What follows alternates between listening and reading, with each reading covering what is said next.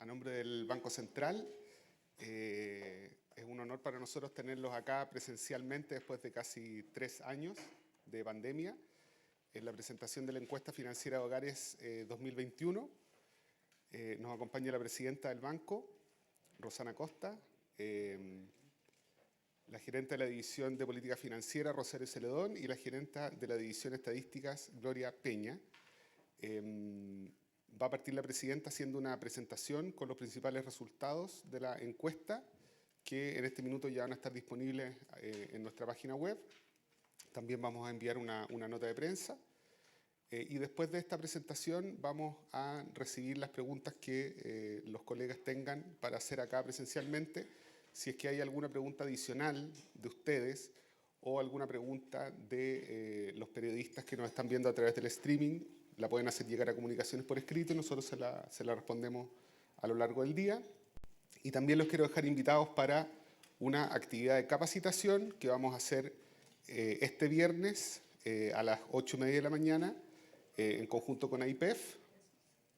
Perdón, no es a las 8:30, es a las 11 de la mañana este viernes. Es una charla de capacitación con Gloria Peña y con Rosario Celedón, donde vamos a poder profundizar en las distintas aristas o las dudas adicionales que ustedes tengan y para los reportajes y notas que hagan en los próximos días sobre la encuesta financiera de hogares. Así que los dejamos cordialmente invitados para este viernes a las 11 de la mañana con Gloria Peña y con Rosario Celedón. Así que, presidenta, adelante, por favor.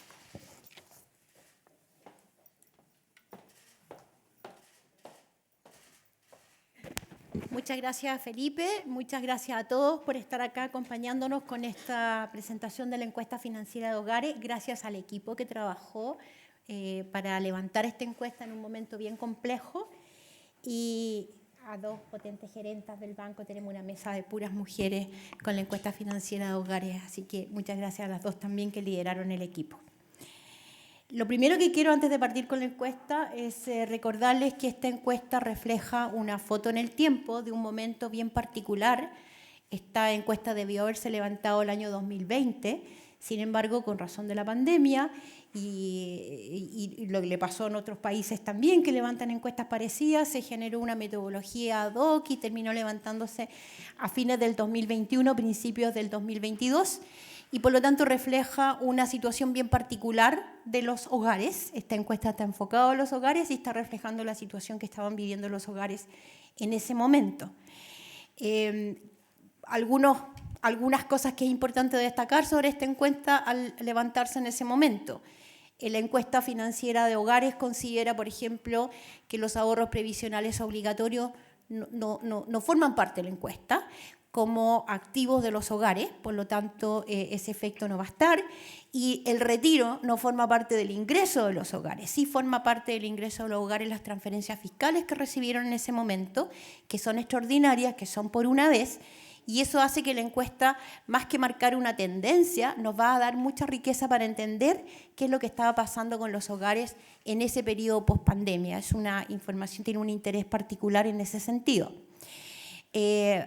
Si bien no está captado como ingreso de los hogares, hay un efecto por el lado de los pagos, porque hay inclusión financiera al aumentar las cuentas corrientes, eso va a estar en las cuentas corrientes, no va a estar en los activos, pero vamos a ver algún efecto en el endeudamiento, porque algo hicieron con ese ingreso a los hogares, vamos a ver un efecto en el endeudamiento, vamos a ver efecto en el ahorro, en las cuentas de ahorro, si algunos hogares usaron esa liquidez en el ahorro. Entonces, lo que los hago es invitarlos a mirar esta encuesta en la perspectiva del momento en que se levanta y tiene la riqueza de poder entregarnos la información de cuál fue la respuesta de los hogares en una situación particular, donde los hogares recibieron muchas transferencias fiscales, recibieron también estos ingresos extraordinarios, pero no están como ingresos, y cuál fue la respuesta de los hogares en ese momento. Partamos entonces. Este es un estudio que realiza el Banco Central desde el año 2007, cada 3 años. Y como les decía, correspondía hacer el levantamiento el año 2020. El objetivo es recolectar información valiosa sobre el comportamiento financiero de los hogares. Es decir, qué pasa con sus ingresos, qué pasa con sus activos, qué pasa con su deuda, qué pasa con sus medios de pago.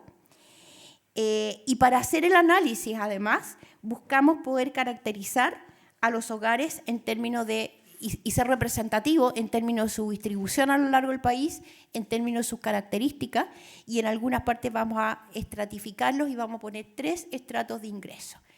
El 50% de los hogares el primer estrato, el 30% de los hogares un segundo estrato y el 20% que tiene más ingresos el tercer estrato.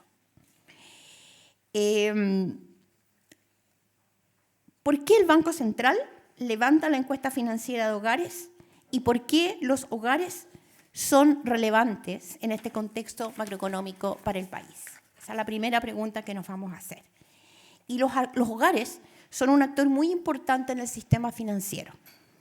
Como dice la lámina que ustedes tienen ahí delante, el consumo de los hogares representa aproximadamente el 61% del PIB nacional. En promedio, en los últimos 5 años, el ahorro de los hogares asciende al 32% del ahorro nacional bruto.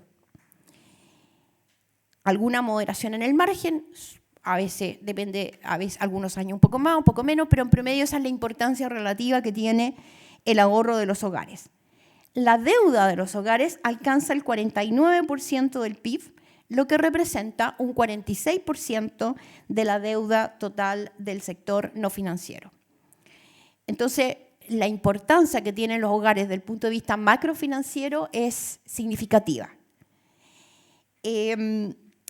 Ahora revisemos cuáles son los principales resultados que tiene este último levantamiento de la encuesta financiera de hogares. Según el calendario habitual, les decía, esto debió haberse hecho el año 2020, no se pudo hacer, la pandemia nos obligó a postergar su levantamiento para el año 2021 y fue necesario hacer algunos ajustes. En primer lugar, se incorporaron y se hicieron preguntas telefónicas a los hogares. Algunos hogares fueron encuestados en forma telefónica, para lo cual fue necesario ajustar el calendario. Con todo, el levantamiento de la encuesta mantiene estándares internacionales y replica procedimientos que se usaron en otros países que se vieron enfrentados a la misma situación cuando levantan este tipo de encuestas. Y recogimos y aprendimos de la experiencia también de esos otros países.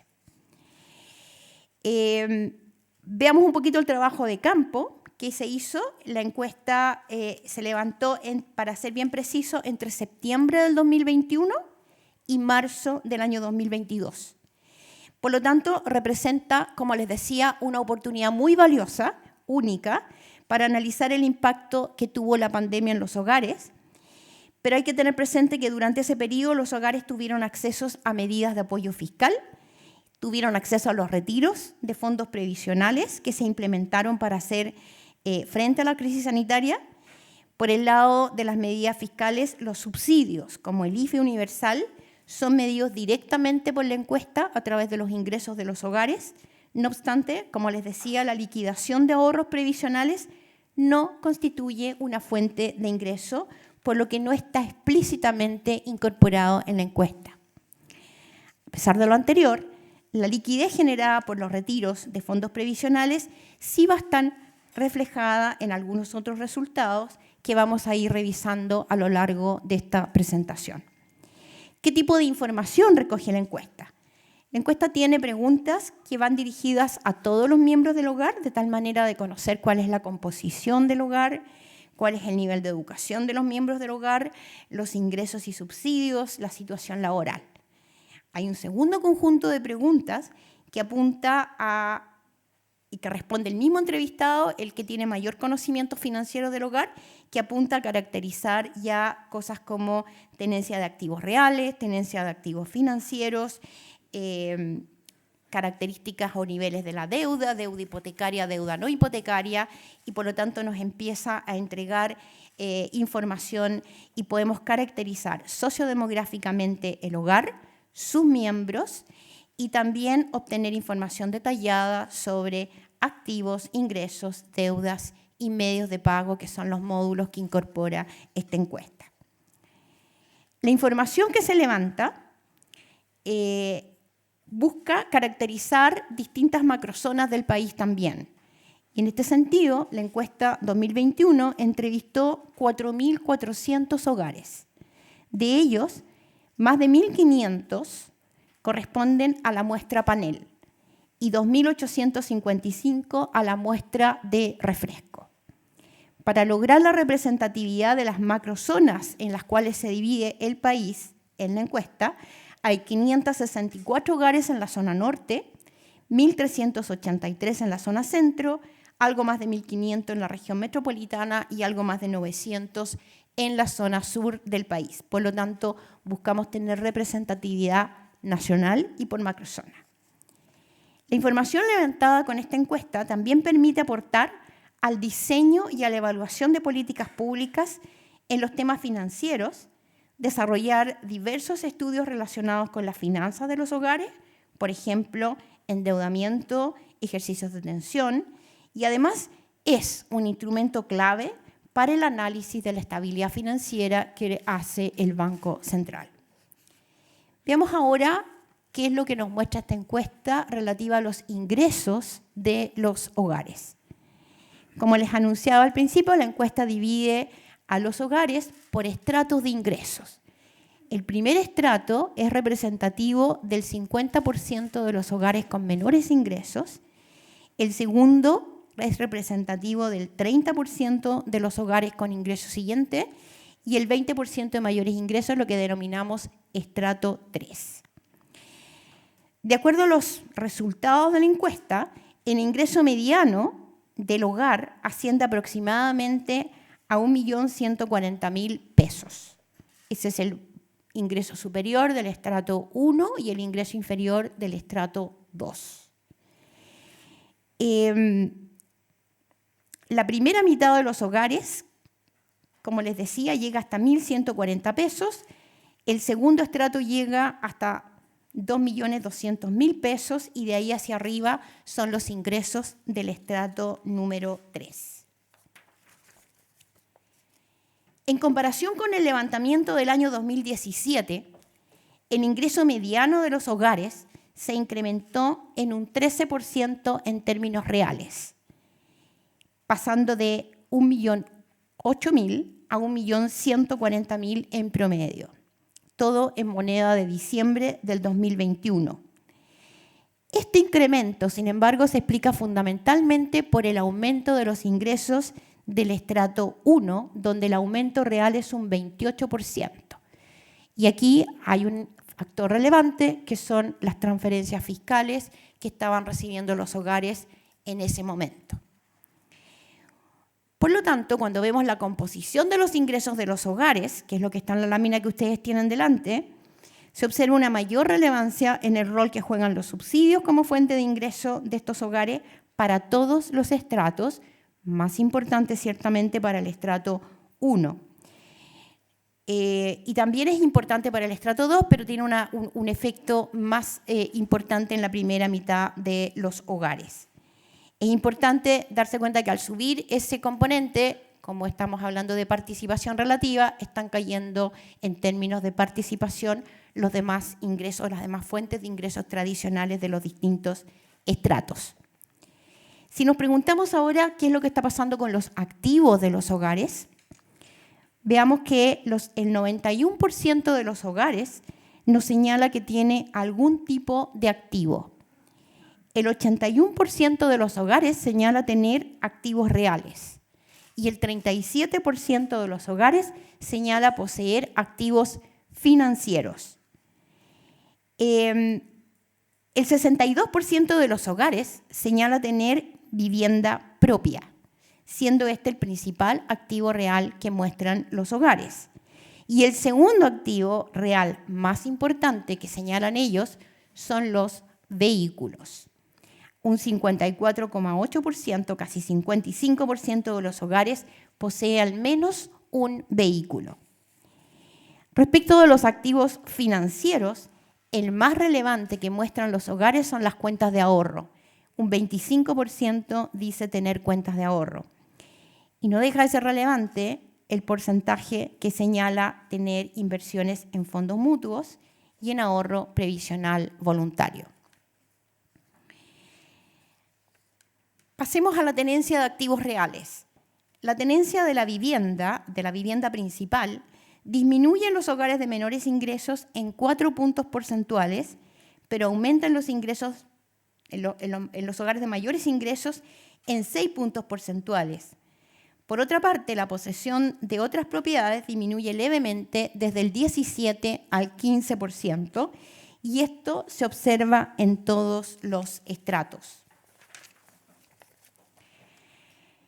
Con respecto a los activos financieros, destaca el aumento de hogares con este tipo de activos, y esto es un fenómeno que se observa a nivel transversal y en similar proporción, pasando de 34% en 2017 a 37% en 2021. Y por tipo de instrumentos, el mayor incremento está en las cuentas de ahorro y, como les mencionaba previamente, sigue bastante de lejos, pero sigue en importancia fondos mutuos y ahorro previsional voluntario. En la encuesta también se pregunta sobre los hábitos de ahorro. Si bien el porcentaje de hogares que ha ahorrado no aumentó de manera significativa entre 2017 y 2021, sí aumentó el monto ahorrado por los hogares. El monto mediano de ahorro creció desde 600.000 pesos hasta 1 millón de pesos. Esto es 67% más o menos en términos reales. Al hacer la apertura por estratos, se observa que este ahorro aumenta para todos los grupos, pero es especialmente importante para el estrato 3, en donde el incremento llega al 89%, pasando de un promedio de 1,5 millones a 2.850.000 pesos. Ahora, en cuanto a las motivaciones para ahorrar, los hogares señalan que la principal de ellas es para hacer frente a gastos inesperados. Y destaca la caída en la motivación de las vacaciones, la cual naturalmente puede ser atribuida al momento del tiempo en que se levanta la encuesta, que la movilidad y el temor a la pandemia eran más importantes. Veamos ahora qué pasó con el endeudamiento de los hogares. El 57,4% de los hogares señala tener algún tipo de deuda, y la deuda de consumo tiene la mayor de las incidencias. Casi el 43% de los hogares posee algún tipo de deuda de consumo. La segunda deuda más relevante es la deuda hipotecaria. Un 19,3% de los hogares posee este tipo de deuda. Existen, sin embargo, diferencias importantes en la tenencia de deudas y en el tipo de deudas que tienen por estratos los hogares. Mientras en el estrato 1 el 45% tiene algún tipo de deuda, este valor es 79% en el estrato de mayores ingresos. Ahora, cabe consignar que el porcentaje de hogares con algún tipo de deuda continuó disminuyendo en este periodo y pasó del 66% en 2017 a 57% en esta versión. Esto se explica principalmente por la reducción en los estratos 1 y 2 y la disminución en la deuda no hipotecaria, la que pasa de un 61 a un 50%. Y aquí nuevamente hay que tener presente el momento en que estamos y la liquidez especial que están teniendo los hogares, que no estamos capturando por el lado de los ingresos, pero que sin duda pudo haber contribuido al pago de parte de la deuda de los hogares. Dentro de la deuda no hipotecaria se observa una reducción tanto en la tenencia de deuda bancaria como en deuda de casas comerciales. Sin embargo, esta es bastante más pronunciada en la reducción en la tenencia de deuda de las casas comerciales precisamente, donde el porcentaje de hogares con este tipo de deuda pasó de un 37% en 2017 a un 25% en 2021. Al analizar esta reducción de deuda no hipotecaria por tipo de producto o de origen de esta deuda, esta es más pronunciada en los créditos rotativos. Estamos hablando de las tarjetas de crédito, por ejemplo. Están asociadas a cargas financieras más elevadas y pasaron de un 44% en 2017 a un 31% en 2021, que en créditos pactados en cuotas, típicamente con tasas más bajas. Es decir, los hogares de más bajos estratos redujeron su deuda y principalmente la deuda más corta y más cara. Si bien el porcentaje de hogares con deuda no hipotecaria se ha reducido en esta encuesta respecto a lo que veíamos en la anterior, y especialmente en créditos rotativos y en casas comerciales, el monto mediano de deuda entre hogares que tienen deuda se ha mantenido respecto al 2017. Por el contrario, el porcentaje de hogares con deuda hipotecaria no ha cambiado de manera significativa entre 2017 y 2021, pero sí ha aumentado el monto mediano de la deuda dentro de aquellos hogares endeudados, pasando de 29 a 40 millones en términos reales. Finalmente, y pasando al otro gráfico, respecto a la motivación de deuda, se mantiene como principal motivo el financiamiento del gasto en educación. Cabe destacar también que aumentó la toma de créditos para la compra de vehículos y para emprendimiento. En tanto, la toma de créditos para cancelar otras deudas disminuyó. Veamos ahora qué pasó con los principales indicadores de endeudamiento que provienen de esta encuesta financiera de hogares. En esta lámina se muestra que la razón de carga financiera sobre ingreso, es decir, el indicador que mide el gasto financiero mensual de un hogar en relación a su ingreso mensual. ¿Cuánto gasta de su ingreso mensual en pagar en el flujo de pagos mensuales de su carga de deuda? Este indicador muestra que un hogar mediano destina el 21% de sus ingresos mensuales a pagar deudas, algo menor que en la última medición que se hizo en 2017, resultado que es consistente con la menor tenencia de créditos rotativos e ingresos transitorios más elevados. El otro indicador, el que llamamos RDI, la razón de deuda sobre ingreso, mide el monto total de la deuda del hogar en relación con su ingreso mensual. Y este alcanza 3,5 veces. Es decir, se necesitan 3,5 ingresos mensuales para llegar al monto total de la deuda que enfrenta ese hogar. En esta ocasión, se sigue registrando un mayor endeudamiento de los hogares de mayores ingresos, aunque en menor medida que en la observación de la encuesta anterior. Así, en línea con la caída de la carga financiera, la proporción de hogares que percibe o que dice que no tiene deuda o que considera que su endeudamiento es bajo, crece respecto a la encuesta 2014 y 2017, donde está más o menos estable, con alguna caída los que dicen que su nivel de deuda es excesivo, hay una leve caída en los que dice que es alto, más pronunciada en lo que es moderada, pero sube significativamente los hogares que perciben que su nivel de endeudamiento es bajo o que no tienen deuda. También la encuesta financiera de hogares nos permite obtener conclusiones respecto del uso de los medios de pago. Este es otro capítulo importante que busca responder esta encuesta.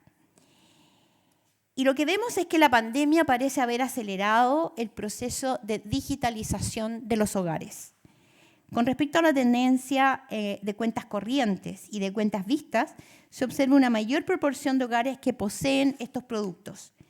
Este aumento es aún mayor en estrato de menores ingresos, lo que se puede observar en el gráfico de la derecha, donde los hogares de menores estratos pasaron de poseer en un 64% cuentas vistas en 2014 a un 90% en 2021. Esto puede atribuirse sin duda a que el pago de la mayoría de los subsidios otorgados durante la pandemia se buscó hacer a través de cuentas RUT. Con respecto al uso de los medios de pago, aumenta la cantidad de hogares que usan tarjetas de débito y transferencias como medio de pago. Las condicionantes del momento son muy propicias para generar estos incentivos. Y esto en desmedro del uso preferente del efectivo, que pasó de ser utilizado por un 99% de los hogares en 2017 a un 88% en 2021. Así, para no seguir alargándome, vámonos a la lámina de comentarios finales y conclusiones de esta encuesta.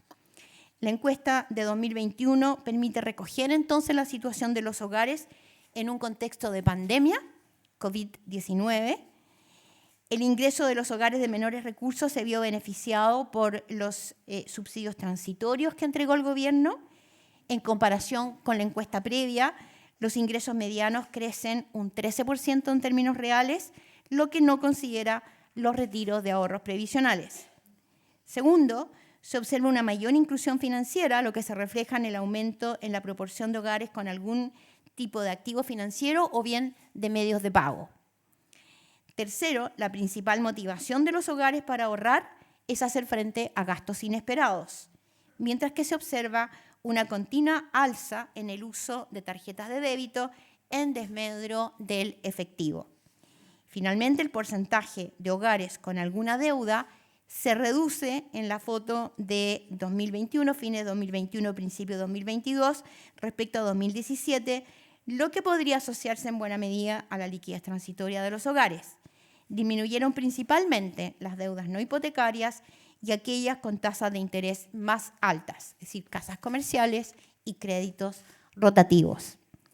Invitamos entonces a la comunidad, en especial a la comunidad académica, a hacer uso de estos datos.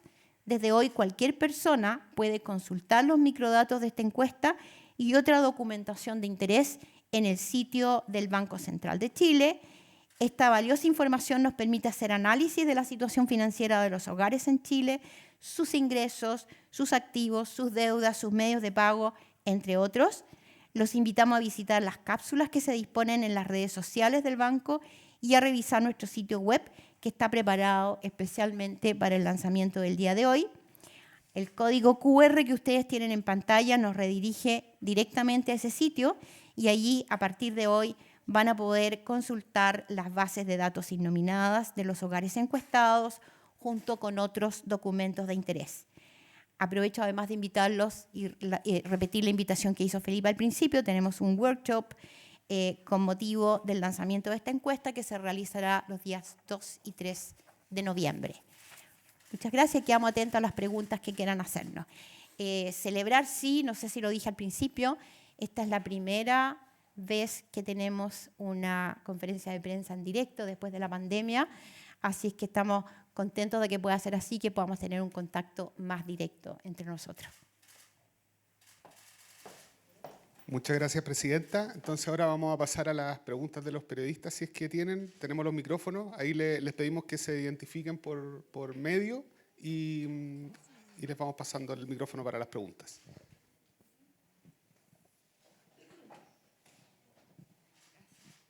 Hola, ¿está prendido? Sí. María Luisa, periodista de CNN Chile. Me gustaría saber si es que se puede hacer algún tipo de adelanto viendo, por ejemplo, las colocaciones actuales en cuentas corrientes, cuentas vistas, con el nivel circulante también, de cómo podría estar ahora también los hogares chilenos, porque ya no están dando las ayudas financieras, el Estado, tampoco están los retiros. Entonces, ¿se puede adelantar algo de cómo está hoy los hogares chilenos a través, por ejemplo, de las colocaciones en cuentas corrientes, cuentas vistas? Eso. Gracias.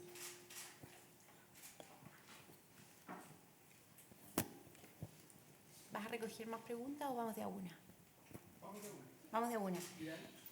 Presidenta, si se puede responder acá, por favor, para la cámara. Por supuesto.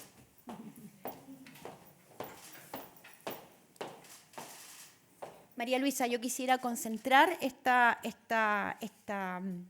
rueda de prensa en el contenido de la encuesta. Obviamente la foto de los hogares, de las firmas, la foto financiera hoy día, la vamos a contestar en 2 semanas, nos quedan para el informe de estabilidad financiera, pero sin duda la situación ha ido cambiando. Esto refleja, y por eso le hemos puesto harto énfasis en la presentación, esto refleja puntualmente una situación de un momento de pandemia con ingresos extraordinarios, ingresos por transferencias fiscales y excesos de liquidez. Exceso de liquidez que en nuestros reportes de política monetaria hemos ido señalando, esa liquidez se ha estado utilizando y por lo tanto los hogares han ido adecuándose a su nueva realidad.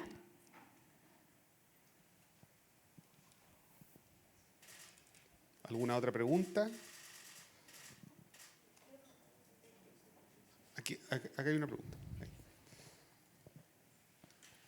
Hola, presidenta Felipe Gallegos de TVN. Le quería preguntar por este dato de que la deuda del hogar mediano representa 3,5 veces el ingreso mensual. Ese dato, si es que podemos profundizar un poquito en esa cifra que representa y cómo ha evolucionado respecto a las encuestas anteriores, y si es que el tema de los retiros de fondos de pensiones tuvieron algún tipo de impacto en el nivel de deuda que tienen los hogares. A ver, lo que vemos en esta encuesta, ese 3,5 significa que si yo tomo como base de comparación el ingreso mensual que recibe cada hogar, el nivel de deuda total que tiene ese hogar es 3,5 veces ese ingreso. Es decir, necesita 3,5 sueldos para cubrir el stock de deuda que ese hogar tiene en promedio, con toda la diversidad que puede haber entre hogar en promedio. Y ese es un indicador uno de los indicadores que se usa para medir el peso de la deuda que tienen los hogares.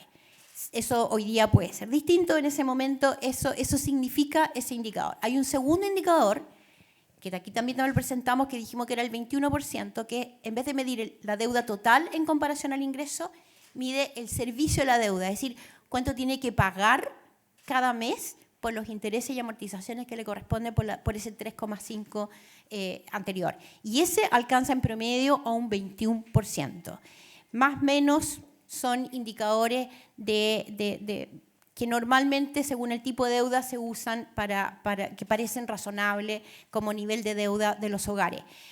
La composición importa, es distinto cuánto de ese servicio está asociado a tasas nominales, a tasas reales, pero en promedio ese es un indicador que permite medir cuánto de tu ingreso que recibes en el mes tienes que destinar solamente a tu carga financiera, a pagar el servicio de tu deuda. Ese es el 21% y eso es lo que significa 3,5. Ahora, ¿de qué manera el tener transferencias y tener ingresos extraordinarios por una vez contribuyó a disminuir el endeudamiento?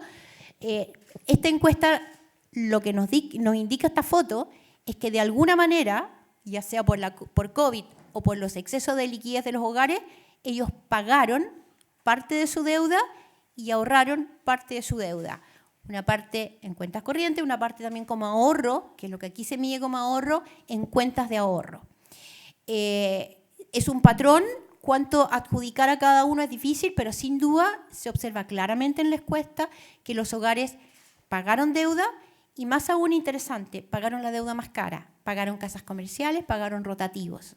Y eso parece bien interesante como resultado de la encuesta. Rosario. Tal vez para complementar en relación a la relación de deuda-ingreso, un punto que la presidenta hizo en la presentación y cuando la revisen la pueden ver con más detalle. ¿Me acerco acá? Perfecto. Esta relación de deuda-ingreso, si uno lo compara con la encuesta financiera del anterior, se mantiene en 3,5, pero yo creo que la mirada interesante, y eso es lo rico de la encuesta financiera de hogares, que las bases de datos van a estar disponibles también, que cuando uno empieza a mirar por estratos de ingresos, ahí empieza a haber comportamientos un poco distintos. Entonces, si uno mira, por ejemplo, en el estrato 3, que son los de mayores ingresos, ve que aumenta esta relación de deuda-ingreso. Y eso también tiene que ver con los componentes del tipo de deuda que tienen esos hogares, que no solamente tienen deuda de consumo, sino que tienen un componente de deuda hipotecaria más grande. Entonces, la invitación es ahí después a ir a mirar los datos con más detalle, a lo mejor sale cosas interesantes desde ahí. Eso. Gracias, Rosario. Yo tengo otra pregunta, pero no sé si alguien quiere. Le quiero preguntar por el uso, por un dato que me llamó la atención, que por primera vez el uso de dinero plástico, entre comillas, supera el uso del efectivo. Si es que esto, bueno, me imagino que es una tendencia que se observa por la pandemia, pero es primera vez que lo notan en esta encuesta. Nosotros hemos estado observando, ver que más que el monto, es el porcentaje de hogares que señala estar usando preferentemente un medio de pago u otro. Y efectivamente la pandemia viene acelerando un traspaso del uso del dinero cash a dinero electrónico, ya sea por la vía de tarjeta, ya sea por la vía de transferencias. Cuánto de esto es tendencia y cuánto puede retroceder es algo que vamos a ver en encuestas que vengan más adelante. Pero este es un proceso que ya venía de antes, se venía desacelerando el uso de efectivo y se venía utilizando más intensamente el uso de medios electrónicos y la pandemia lo aceleró. Y este no es un patrón exclusivo de nuestro país, esto es algo bastante más global. Es una tendencia más global que tiene que ver con la evolución de los medios de pago también. Hola, Presidenta, ¿cómo está? María Belén Briones de Canal 13. Quisiera hacerle dos preguntitas. La primera, respecto al tema de la inflación. Distintas encuestas han develado que hay distintos cambios en hábitos de consumo, en los alimentos sobre todo. ¿Usted cree que esto de alguna forma ayuda a que vaya bajando un poquito el tema de los precios? Y por otro lado, hoy día Rodrigo Valdés dijo que hay mucha gente en puestos de poder que no han vivido problemas macroeconómicos. Percibo que se le puede venir encima al gobierno el tema económico, igual como se le vino la delincuencia. En ese sentido, ¿usted cree que el escenario económico en el que estamos hoy día es tan malo como él da a entender que existe en nuestro país?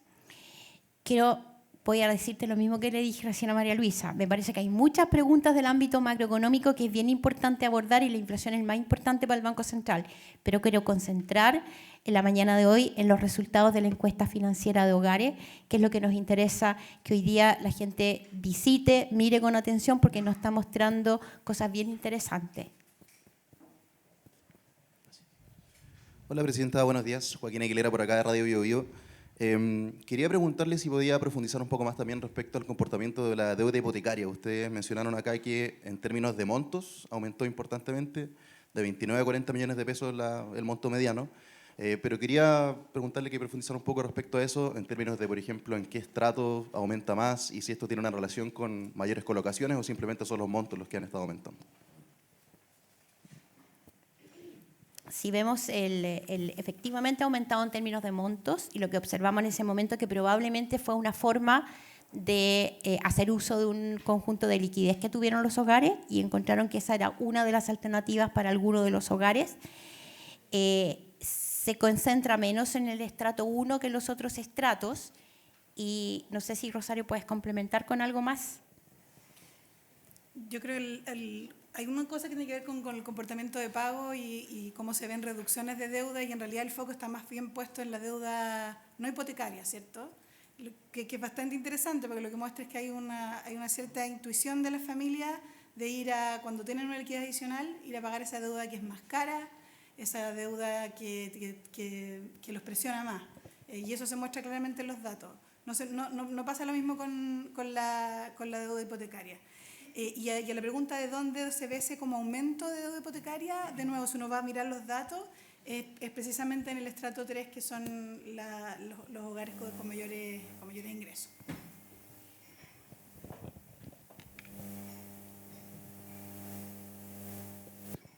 Bien. ¿Eso? Si no hay más preguntas, entonces les agradecemos mucho su presencia hoy, también a la Presidenta, a Gloria y a Rosario. Y como decía la Presidenta, los dejamos invitados a estos dos workshops que van a haber el 2 y 3 de noviembre y la capacitación para periodistas que va a tener lugar este viernes a las 11 de la mañana. Muchísimas gracias.